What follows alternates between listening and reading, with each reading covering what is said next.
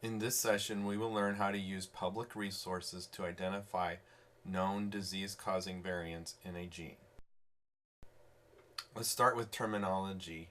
For these specific situations, we actually will use the terminology disease-causing variant. This is because our example is a Mendelian condition in which the variant really does cause the disease. There are other conditions in which variants are associated with the disease, but other factors may be required before the condition manifests. There are a variety of resources to evaluate variants of known clinical significance. Two of the best are OMIM and ClinVar. There are other resources that cover all known variants regardless of their known clinical impact. As we've seen in other sessions, OMIM has extensive content about clinical genetics. One thing to be careful about when working with OMIM is that information for DNA or protein sequence positions may not always match across other resources, so always compare the numeric values of the positions. ClinVar is a newer resource, and it includes a very useful element including review status that conveys the strength of evidence behind the clinical impact of a disease-associated or causing variant. So let's start by going back to OMIM. So we'll go to the OMIM homepage, and as you see here, as we've done in other exercises, we'll type in CFTR, and this will take us to the content about CFTR. We'll pick the entry that we've worked with before, but this time we're going to go down to the allelic variant section shown here. We'll pick the table view, and this gives a long list of 137 selected examples. We're going to pick the first one.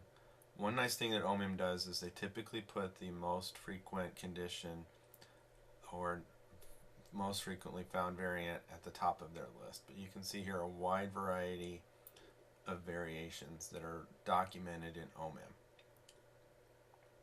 So we'll click on the entry .0001, and that'll take us to a very nice descriptive content about this particular disease-causing allele, in which the phenylalanine at position 508 is deleted from the gene. We access ClinVar from the NCBI home site and then select ClinVar, type in our gene symbol CFTR, and it takes us to a long list of content. You can see initially it has more than 1,000 variants, so that's way too much to work with. So let's apply some filters. In the case of cystic fibrosis, there actually is a very active community that develops clinical practice guidelines. So we'll use some of those filters to narrow down our list. And by applying the choices that you just saw, we narrow it down to 23. One thing with ClinVar is that the sequence in which variants are listed doesn't necessarily associate with how frequently they're found. So we have to scroll down a little bit to find the phenylalanine at 508 deletion.